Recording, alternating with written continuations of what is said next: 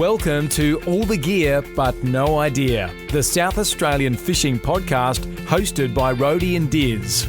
The boys will share their tall tales of the one that got away, as well as some regular segments they know all you fishing tragics will enjoy.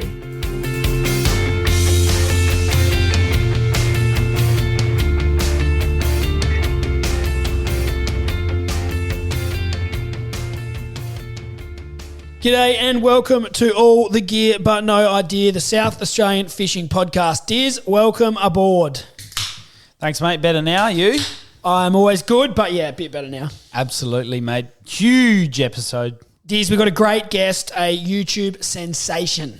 Yeah, Alex Boy from Alex's Fishin. He's, we'll release the stats a bit later on when we talk to him, but safe to say he's got an epic amount of downloads, huge following, doing great things in the fishing scene, Rhodey. Safe to say I knew his stats better than he did. Yes, well. That's how quick he's growing. That is true, and you'll hear later on in today's episode that happens to be the case. Rhodey, let's get into oranges and lemons because we've got a bit to get through in today's episode before we do get our guest Alex on. What's been your orange? Dizzy, the last day or so has been the signs of spring. Oh, it has. How good's it been? It's smelt like spring. Oh, I reckon I could just see my lawn taken off this afternoon. Yeah. No, the lawn will be loving that bit of sun. There'll be plenty of moisture in the soil. Be absolutely loving it. But this is not a grass podcast. No, but it's good for the fishing too. It is great for the fishing. Nothing better when the sun's shining. Even when you do get those cold mornings, when the sun comes up, hits your back, you're just laughing, aren't you? It's great, Diz. It's a great time of year. Something to be optimistic about in the weather. Yep, absolutely. And speaking of that, mate, we're going to get out this weekend. We've got a weekend of fishing. We think we're going to head across to Yorks, target the usual species. We'll try and get some King George on the plate. We've got a... we've caught some fish recently, but not enough to kind of tuck a few bags away in the freezer to get you through a few weeks. I'm keen for some squid too, calamari. Very keen for some calamari. And absolutely. We are repeat offenders at talking up gar fishing and not doing that much of it. But it's going to be bloody good conditions this weekend, so that could be our chance. That's right. Good call, Rhodey. We're looking forward to it, and it's great that the weather's lining up, that's for sure. I'll move us on to our lemons now, and I was just loving the Ashes series, mate. It was enthralling. Yeah, I've had some withdrawals. Yeah, me too. Those late nights kill you sometimes. Like last day, I stayed up the whole time. I pulled the 3:30 a.m. I do not believe you didn't have at least 3 sleeps on the couch if that was the case. I did. I definitely did. For anyone that sat down on a couch with Dizzy after 9 p.m, he's asleep within about 8 minutes. But he never makes the end of Friday night footy. Oh, that's a lie. Depends who's playing. Rarely makes the end of Friday night footy. But no, that'll be my lemon, the end of the Ashes series. And it's got me thinking about the summer of cricket coming to Australia, obviously. I think we've got Pakistan, haven't we? And the West Indies. I think the Adelaide one's the Windies. Yeah, so that'll be a bit of fun.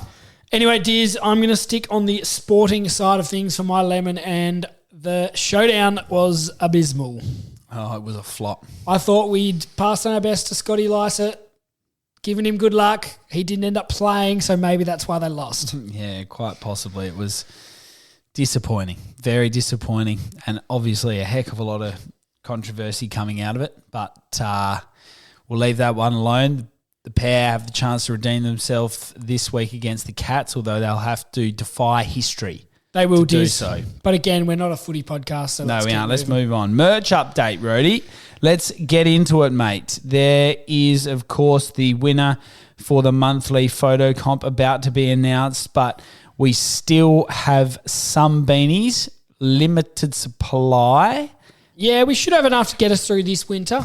Yep. Still floating about. And as we talked about spring, you need a hat on your noggin sometimes when the sun's shining. So it's a weird time of year. If you're out fishing this morning, for example, it was cold early, so you need your beanie. By about 10 o'clock, the sun's up. It's pretty hot. You need a cap. So I don't see why you wouldn't call us up, get one of each. Yeah, I agree. Couldn't agree more.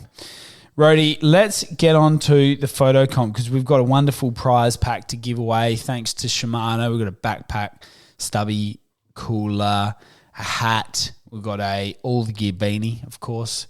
So there's a great little prize pack there. Diz, who are we giving it to? Well, do you want me to give the drum roll or you will? Yeah, all yours. It's Gavin Matthews. Diz, a deserving winner. Yeah, absolutely. He's flicked us through a few photos lately, but his winning photo was the photo of his bucket of bloodworms from over on KI. Yeah, great. We love seeing that. Would have been a chilly night, no doubt, getting out there with the floodlight, but filling up the bucket. Harvesting a good bit of bait there, Rhodey. And his Instagram page is Hooked on KI. He's a local fisherman. He's joined the podcast recently, but he's really contributed. Yep, we love it. It's great to see. So well done to you, Gavin. We'll get in touch with you, mate, and send the prize pack your way. Thanks again to Shimano, Rhodey. We might even hand deliver it next time we're over there. Well, that'd be even better. We might ask him to take us out. He seems to be the man. Good call. Rhodey, let's get on to the news. Rhodey and Diz have been searching far and wide to bring you the latest news across all fishing in the state, and we'll give you the rundown on what you need to know.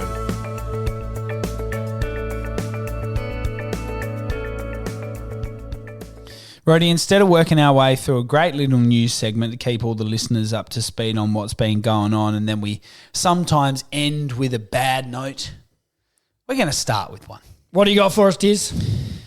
I'm sure most people who follow any kind of fishing page on Facebook would have seen the illegal Mulloway being dumped and fisheries catching up with them. Not good, is it? It's horrific, mate. It is a disgrace, and I hate seeing it, and I'm glad it's being called out because I hope it puts those people who do that sort of crap on notice. So, Diz, 250 kilograms of large Mulloway were dumped at Port Wakefield. They were discovered in the mangroves, and PIRSA believes the fish are a part of an illegal netting operation that could risk the Mulloway population. We hate this. We do. We absolutely hate it. Netting, just, the damage that they'd be doing, not only to that species, but others, not good at all, mate. Really bad. So 250 kilos, I'm looking in this photo here, assuming this is all of them, there's about 30. Yeah. So they're 8 to 10 kilo fish. There's probably just under 30 there. They're good fish. So it's not good, Diz. It's breeders. Disappointing, to say the least. We hope they get found, and we hope they get the book thrown at them. We do, absolutely. Rhodey, let's move on from that little sour note. What have we got? We've got some changing in Murray Cod handling rules. This is something that Recfish has been doing a lot of advocacy work around, and we love seeing that. What are the changes? And this has been something that many have said South Australia's a little bit behind on. For years, that rule has been that you cannot lift the cod out of the water at all. Yep. Which made it difficult to, A, get the hook out, potentially, and B, it means you can't get a snap of your fish. So everyone used to jump across the border, catch their big Murray cod, still jump in the water, look after it, but at least you could lift it up, take a photo, do a good job at getting the hook out, and the fish would get a better result. Yes. So that's now been reversed in South Australia, and you are allowed to remove the body of the fish from the water to quickly remove fish hooks before immediate release in SA waters. Yeah, that's it. So to be clear on that, it's not a matter of pulling the fish out, taking it around the place, showing it off to your mates, getting 57 photos of it, and then slowly deciding to get it back to the water after you've taken the hook out. It's in an effort to make this rule a little bit more practical while still protecting a species that is very vulnerable. We know the slime is a protective coating on the outside of the fish. The longer it's handled and kept outside of the water, the less chance it has of maintaining that slime and protecting its survival. So make sure you wet your hands, you've got a good landing net, all that sort of stuff. But if your mate happened to have a camera ready to go at the same time as you were getting the hook out, I would say go for it. Yeah, I don't think that's unreasonable at all. It's just a case of not taking this one too far, because if we do, then you're going to ruin it for everyone.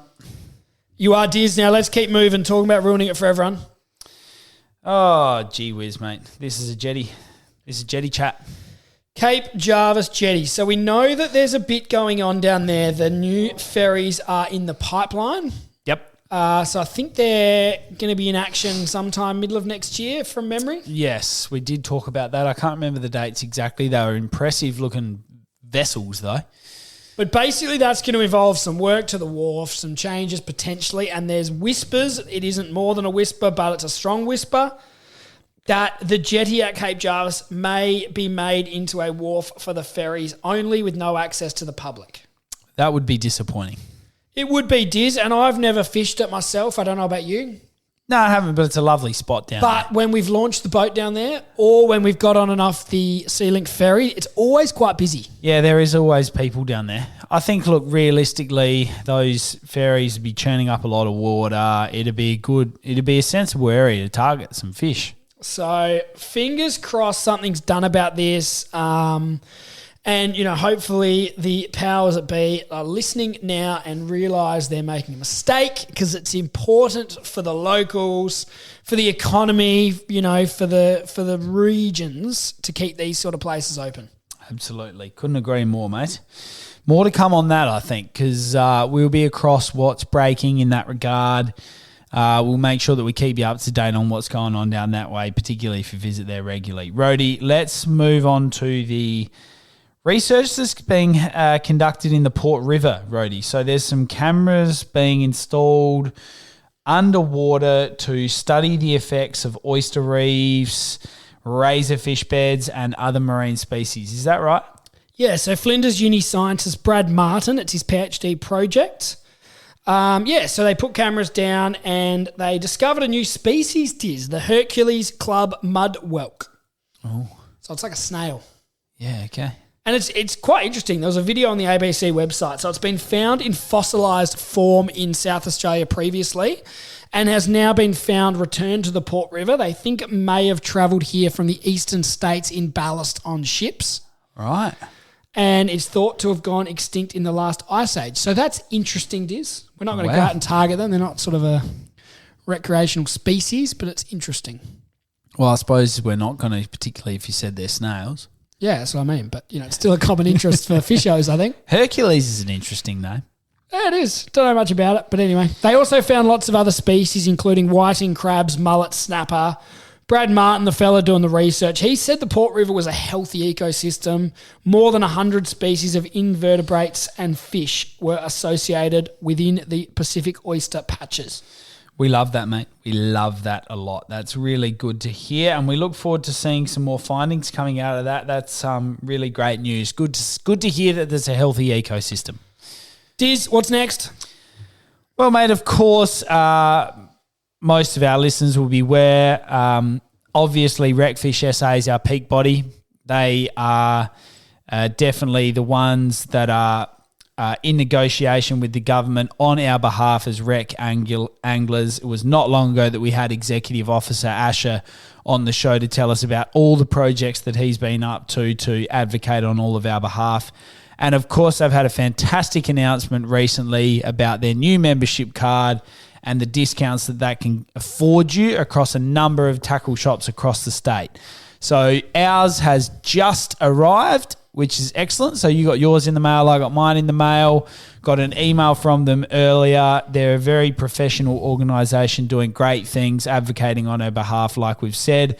And excellent to hear that they've managed to partner with a lot of the tackle stores to organise discounts, Rhodey. I think there's 13, Diz. I think I remember from memory. I'm looking at them here. Good to see some local ones. You got your Mid-Coast Tackle, your sports fishing scene. Great place down there. Reel and Deal, that's your new local, Diz? Yeah, Reel and Deal down there at, on Brighton, corner of Brighton Road and Anzac Highway. Great little shop there. Gotcha Fishing Tackle. We used to go in there as youngsters. Yes, of course. McGill Road there? McGill Road, yep. That's been there for a very long time. So Brighton Tackle and Bait, Gawler Fishing and Outdoors, spot on at Mount Gambier, Port Lincoln and Salisbury.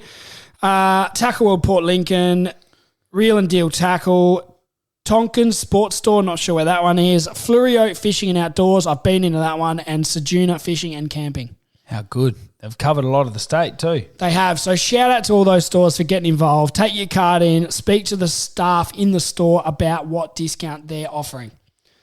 Yeah, how good. Love that, Rhodey. Excellent, mate. Well, that just about wraps up our news segment for the week, I reckon. It does, Diz. Let's get into tackle item.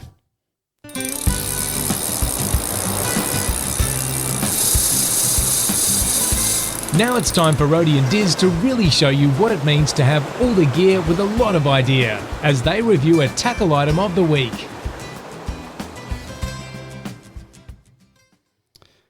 Diz, this week is huge in the tackle industry, isn't it? It certainly is, mate. There is an enormous amount going on in fishing at the moment. All of the huge brands get together at what is known as AFTA. So it's an absolute, it's Rec Anglers' delight this week, isn't it? It is, Diz. So it's the Australian Fishing Trade Association Tackle Show. It's on the Gold Coast, August 3 to 5. I think it might be the Saturdays open to the public. So unfortunately, if we were on the Gold Coast, we'd be there. Yeah. But we're not. Yeah, nah. So we're just sticking close to the socials, watching everything come out, and there is some really cool stuff, Diz. Yeah, there is. I mean, there's, you don't need to follow along to, any of the brands in particular to know that they're all releasing new gear and it's their new range that's coming out. Shimano has had some epic releases. They've got new luggage. Really looks great. Organising your trips out on the water. We love that. They do, Diz. The rods look really good. They've got a few new travel rods, which I'm looking forward to having a look at. The Raider, Revolution and Zodius, because I've got a few trips planned. I need something there. Yep. The other thing that grabbed my attention was a lure called the Cephia Long Appeal Squid Jigs. Oh, yeah. We're going to get our hands on them because they cast further than ever before. That's how they're designed, and that'd be so good for like fishing off the rocks and things like that, won't it? Oh, yeah, absolutely. When you might just be down there and you just can't quite get to the grounds, the elements might be against you with a bit of a breeze and they're in the face. You just want to be able to get that lure out a bit further. So we can't wait to get our hands on them, mate, and see how they go. And as always, some great new reels. The Stratic, I'm looking forward to seeing the new one. There's a Speedmaster 14,000, Diz. Oh, yeah, mate. That looks pretty cool. Absolutely. There is some epic gear. All of their reels look spectacular. Nothing better than having the real confidence in the gear where you can give a 10-year warranty, hey? Nothing but the best for us, Diz. Brilliant, mate. We love that. All right, excellent. Well, we'll keep everybody across on the socials of all the Shimano gear coming out. Keep your eyes on everything after. There's going to be a whole suite of different products coming out. And like I say, this is the time. This is like Black Friday for rec anglers. Oh, it is, Diz. I've got the... everyone's just going, get the credit card out. Here we go. Yeah. Here we go. You might be sort of having a bit of gear that's getting a bit long in the tooth and you want to get it ready for the summer of fishing or something. You go, righto, here we go. It's like Christmas. Here we go. Here we go. It's after time. All right, Diz. Love that, Rhodey. Let's move on to our next segment, which is, of course, our guest. Now it's time to get our guest on the line. We'll ask them the all-important 5 questions, then chat all things fishing in SA. Rhodey, very lucky to be joined by the man behind one of the great YouTube pages going around with some excellent traction. It's Alex Boy. Great to have you on the show, mate. How are you? Yeah, I'm good, thank you. And thanks for having me. It's a privilege to have you on the show, Alex. We love your Facebook and YouTube and all that sort of stuff. We're going to get into that in a minute, but let's get straight into the 5 questions, and we want you to tell us about your best fish. All right. There's a few on the list, but I had to pick this one, I reckon, because it was the most challenging. It would have to be the elusive Onk Mulloway. Specifically the meatery that I caught right up the top end. Yeah.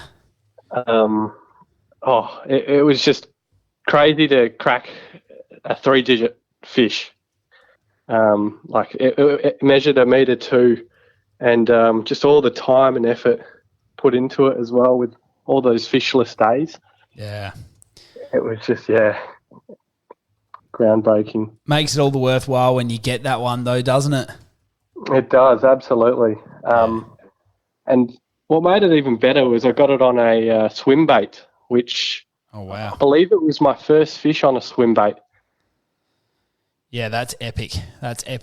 It's amazing how some of those things happen sometimes, don't you? Like just a bit of a change of fortune, something that you might not have tried for a while, and bang, you just cracked the meatery, mate. That's epic. Well done. That's it. No, cheers.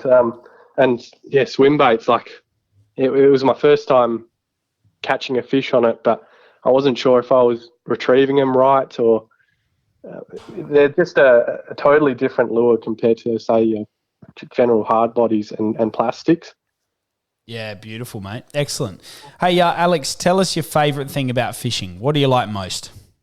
I'm sure you've had this a lot, but probably the chase, because it just takes you to some amazing locations, and it's not always about the fish too. The anticipation of not knowing when the adrenaline rush of catching a fish is going to happen as well. It's just addictive. It does always amaze us how we run a fishing podcast and everyone says their favourite thing about fishing isn't actually the catching fish. Yeah. It's all good though. You're exactly right. Now tell us, what is your first fishing memory, or what got you into it? So what really sparked my interest in fishing is pretty much my father used to take me out a lot when I was about 12 years old. And yeah, the reason why he was going fishing was to clear his mind, because unfortunately he had cancer, and it was just a way of just getting away from reality and just focusing on the chase. Like we were saying, the favourite thing about fishing. It just really sparked my interest after that. And it's helped me clear my mind of a lot of things in the past, and it's definitely helped me to just move forward. Yeah, it's amazing how when you do get out there on the water, or just anytime you're fishing really, it immediately does take your mind elsewhere. I guess you just focus in so hard, and you're concentrating on the different techniques you might be using or whatever, and it does just you're right, it sort of takes you a bit away from reality sometimes, which is, you're right, exactly what we need from time to time, that's for sure. That's it. It's almost therapeutic, isn't it? Certainly is. Absolutely, mate. Now tell us your favourite sort of fishing and why.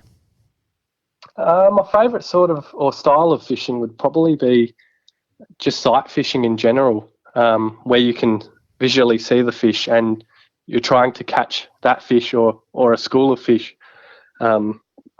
Because it's more so seeing the fish and how they're, I guess, you notice their different personalities, and trying to catch it is almost like trying to manipulate it to eating. And it's there, so you're constantly trying different techniques and tactics to make it bite. I reckon sight fishing's up there with one of my favourite styles. It is very rewarding, but geez, there's nothing worse than seeing a fish and seeing it not bite your lure, isn't it? Absolutely. That always happens from time to time. Does your head in when you got 3 bloody squid hanging around your squid jag or something similar, and they're just being a bit finicky. Yep, not wrong there. All right, Alex, tell us about your funniest fishing story, or the one that got away. Taking it back in time, me and my mates used to always take the train places, and this one time we all met up at West Lakes with cheap inflatable dinghies that we bought. Here we go. So anyways, you guys probably know, and a lot of locals probably know, that pontoon, the rowing pontoon in the middle of the lake. Yeah. You can only access it by kayak. We had this crazy idea. Yeah, all block dinghy. We had this crazy idea where, we would inflate our dinghies and paddle over there and just fish off that pontoon for hopefully big bream. And we were picking off these mussels underneath the pontoon and using them as bait because that's one of their prime food sources in there. And we were getting smoked by some good fish and landing some nice sized fish. And we had our boats tied up to the pontoon, and the wind picked up. One of our little dinghies ended up flying away and ended up on the bike trail and deflated. Must have hit a mussel. But the cyclist actually grabbed hold of it and pretty much rowed around to where we were paddling back in. And we had to... So my mate actually tied on his rod, one of the dinghies, so that he could bring it back to the pontoon to get us back to shore. I would have loved to be walking the dog around West Lakes at that time and watch it all unfold. Yeah. When have you ever heard a bad story that started with we went down to Kmart and bought an inflatable dinghy? I remember there's a way. Yeah, I remember before we had our boat, we went down to Brighton one day and went to the servo, maybe a K from the beach, filled it up with the air compressor at the servo, and then we thought, geez, how do we get it down the beach now? It's a long way to walk, can't be bothered walking. So we jumped in our mate's Mazda 3, had one hand out the window each and held it on the roof till we got to the beach. No way. It's always good fun. It is, isn't it? All right, thanks for doing those 5 questions for us, Alex. We want to keep moving into your passion and what you're really good at, and that's some of your video work and your YouTube channel. Can you tell us about that? How many listeners you got, how many videos, and how it all started? Sure. So it started obviously when my interest sparked, and my dad passed away when I was 12 years old. And to keep my mind off it, my cousin actually started this YouTube channel for me. And I didn't think of it as much, but I posted the odd video here and there, just raw videos, so nothing edited. And it started getting a lot of local, I guess, the audience was growing. And back then, I pretty much watched every South Australian fishing video on YouTube, and it just wanted me to create more content for those who were in the same boat, really. Yeah, and ever since then, when I was 12, I'm 23 now, so my channel has grown to, I think, 14,500 subscribers. 15.6, actually. I'm just looking at it now, Alex. It's growing by the minute. There you go. Slowly dropped off with, I guess, how often I post, only because time and finding the motivation as well with work and other interests. But I'm trying my best to pump more videos out now. A lot of it's been from travelling too. So I've done a few videos in New South Wales and Queensland recently. Yeah, we've been loving keeping up with your adventures, I suppose, and you catch an enormous array of different fish. Like you say, I suppose travelling does help with that, but you clearly get success in most places you go, mate. You've done a very good job. It's great to see the diversity of your videos. You must love just going to a new place, chasing a new species or trying a new technique or something like that. That must be really enjoyable for you. It is, especially when you don't really know what fish to expect, and obviously the places it takes you as well. It's pretty breathtaking. And I'm just looking at your page now, Alex. You've had 2,394,000 views across 156 videos. That's a massive effort. Wow. It's been a while since I've looked at that. Yeah, I'm just looking at your stats now. We're very impressed. Oh, thank you so much. You must be pretty proud of yourself of what you've achieved there. Yeah, it's crazy how it's grown from such a little channel up to this. I'm very stoked about it. And can you tell us if someone, we've seen quite a few of your videos over the years, but if someone's new to your channel and they wanted to watch, 1 or 2 videos, what's your absolute favourite or most popular videos? Ooh, I would have to say seeing views on certain videos, anything squid related. Okay. Yeah. Ollie said, it's very squid orientated in South Australia, and I guess across the world as well, a lot of people find interest in squid and squidding. It's certainly very accessible for people, so I suppose that's part of the appeal, I imagine. Absolutely. And it's great when you can get that underwater footage as well of them because they're so docile. And are they your favourite videos, the squid ones, or is there another one you love? I would say they'd have to be the Kangaroo Island videos, I reckon. It just brings back a lot of nostalgic memories every time I watch back over, and a lot of it's just raw footage too, which is what I love about it. Yeah, KI's an epic place to visit. We love getting over there and fishing, and you've got some really good footage from some of the things you've seen there. Just massive schools of salmon from the beach. Epic trips like that and days of fishing like that. They don't come past often, but when you put in the time, when you get those days, they make it well worth it. Absolutely, yeah. I definitely miss that place. Haven't been for a while. And have you got a tip for anyone starting up a YouTube channel, or a couple of blokes like us that have got a YouTube channel that's a bit unloved? I spoke to a few people with big channels on my travels, and they said the most important part is that first 10 seconds of the video. That's where the audience makes the decision whether they want to stick around or disappear. So I guess highlighting what's in that video and maybe making it a mystery as well would be what I would give as a tip for starting out with YouTube and getting the audience intrigued. Yeah, well, I'll let you in on something, I suppose. We did a video where we were filleting some whiting, and Brody decided to take his shirt off while we were filleting the fish. And I can tell you what, if the first 10 seconds is anything to go by, you would tune out well before you've seen that. I didn't take my shirt off. My shirt was already off, and no one told me to put it back on. Oh no, we've had some. It's funny on YouTube, and we also find it a little bit with our podcast. Sometimes an episode that you release, or I'm sure maybe the same happens with you, a video you might release, sometimes you sort of go, oh, I'm not sure how that's going to go. Are people going to enjoy it? And then all of a sudden they just go wild and people are downloading them or watching them and whatever. It's crazy how sometimes it appeals to a group of people that you may not have expected. Yeah, absolutely. That's it.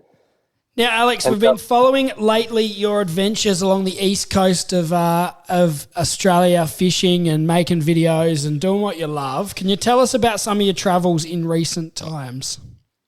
So a lot of it's just been travel with work, and I've had the opportunity to go help set up stores around Australia, and don't usually get much time off, maybe the odd weekend here and there. And I try to make the most of it after work or before work sometimes, depending on where we're staying. And there was this one time we were in Sunshine Coast staying in front of a canal. Every morning before work, in between 5:30 to 6:30 a.m., I would just go for a quick walk with a rod and chase mangrove jack. And every single day you just learnt something new. And those little trips there have been a big part of my travels, as well as I took a whole month off as a holiday, a road trip holiday, just going solo, and made my way up the coast from Sydney all the way up to Hervey Bay.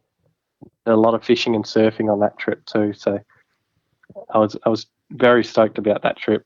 Beautiful. That's the stuff of dreams, really, that sort of thing, isn't it? But can you also tell us about what work is for you?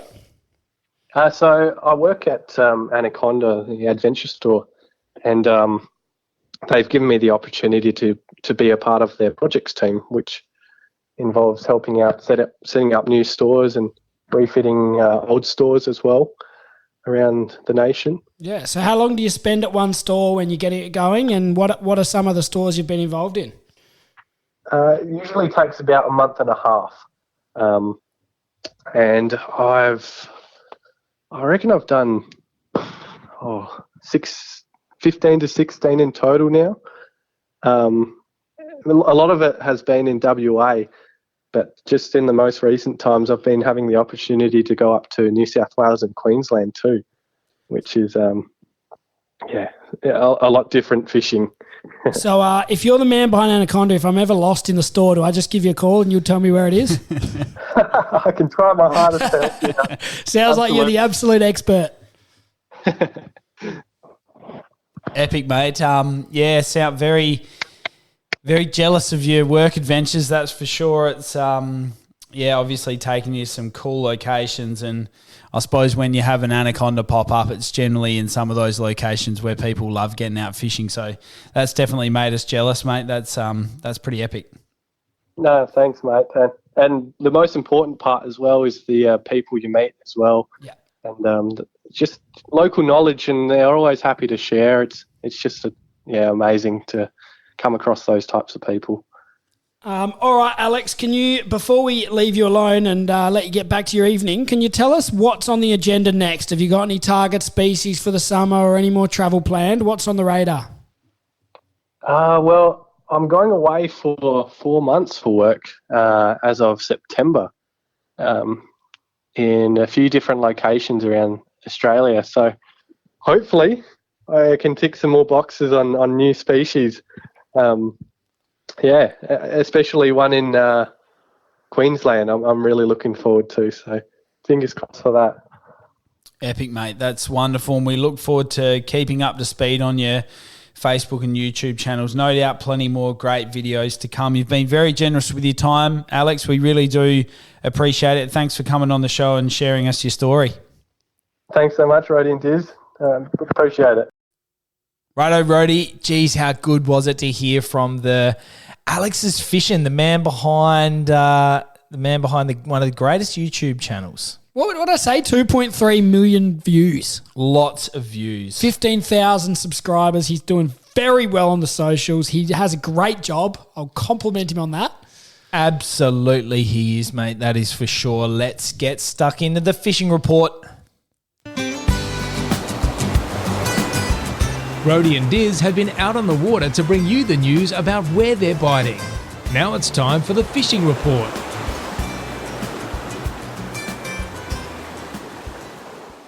Well, Rody, there's been a bit going on, mate.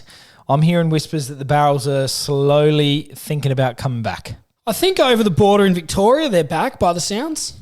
Yeah, there's been some really good catches over there. And I think there's a bit of optimism down at Port Mac that they might come back on the chew. I know, what was that? Probably 2 or 3 years ago, we went down there sort of in September, I think. Yeah, we did. So, I mean, I think, a bit of a gauge anyways, that there's usually a couple of runs of them. Yeah, so we're going to... obviously had an epic run. Early. Some amazing fish being caught and lots of them too. So, yeah, we're really hoping they fire up again. So safe to say, Diz will be keeping our eye on the reports and we're ready to dash down there if we can. Absolutely, Rody. We'll keep our eyes close to that one. Rody, the salmon down at Christie's, Port Noarlunga, down south basically, are running hot still. They love it when they get those gnarly weather, and the Port Noarlunga jetty's just chock-a-block with high-vis weatherproof gear, and everyone's flicking lures, getting the annoyment. It's great to see. Any danger of you pulling a long lunch break and going down there for a flick? No, it'd be nice, wouldn't it? Far out. Wouldn't be hard. You're the boss. Yeah, well, I've got to do the work, mate. Oh, that's half the problem. I've heard it all. Dizzy doing the work. Hey, unbelievable. Jesus. But no, what else is biting? The salmon has been good down there. I've seen lots of people with photos. Obviously, the comp's running in the tackle shop down there. Yep. Let's go fishing. We love seeing their posts, so good to see. Rody, the brim are back on the chew. We've got the Onk event for the Brim Masters coming up on the 6th. So they'll be back on the chew after the bloodworm run. So good to see there. Yeah, it is. And they're going to have some good weather for it. Nice, flat, calm day. Yeah, absolutely. Good day That'll for a be paddle. brilliant. Going to That'll be chilly, brilliant. but it'll be nice. Yeah. And also the local whiting have been doing well. Yeah, I think the weather hasn't been that favourable the last couple of weeks, so probably not quite as many people getting out. I think this weekend will be the test. The weather looks really good. As we said, we're going to go over to York, Stiz. Yeah, we're gonna get over there for a look, and weather's lined up. Not too much on the calendar for the weekend. No footy in Adelaide, so it's been a bit of an opportune moment for us to get away. So that'll be good. We've certainly seen plenty of people do well on the whiting and squid down that way. The SA Angler team got out local in the tinny, did well. Yep. So yeah, we look forward to hopefully replicating some of that and getting amongst them. We do, Diz, and I think there'll be lots of reports around after the weekend with the weather forecast. Absolutely, mate. It's excellent. Now, I know that Wapinga and Parsons have been doing well on the salmon front as well. I'll just throw that in there because I've had a few people get down there for a surf and have also packed the rods and sort of killed two birds with one stone, so to speak. They're pretty consistent spots, those ones, aren't they, Diz? Yeah, they are. I mean, you get good runs and bad runs, and obviously if you're heading down, it's a nice part of the world anyway to head down that way, isn't it? It is, Diz, and not too many winter days where they don't seem to get salmon down there. Yep, love it. Excellent, Rhodey. Well, that's enough out of us. Yeah, look, we'll hopefully have a big, juicy report for you next time. Yep, we look forward to that. Where can the listeners find the episodes? Diz, you can jump on your Spotify, your Apple Podcasts, wherever you listen to your podcast, Diz, we're there.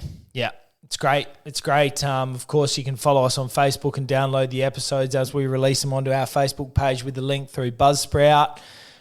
Get around it. Make sure you continue sharing your photos. We've been loving seeing those come through. Of course, every photo will get themselves an entry into our monthly comp, and it won't be long before we've got a big giveaway. Yeah, Diz, the squid comp is coming up. I don't know whether we've officially launched that as a squid comp, but it is a squid comp. Yes, so save up your squid photos, get in your other photos, keep them coming. We love seeing them. All right, Diz, I think that's about all we've got time for. Well done. See you next time, guys. Thanks to Alex for coming on. It's been another great episode. Rhodey and Diz hope you enjoyed today's episode of All the Gear But No Idea. Keep up to date by liking and sharing us on Facebook and Instagram. And you can subscribe on all the major podcast platforms. Until next time, good luck fishing.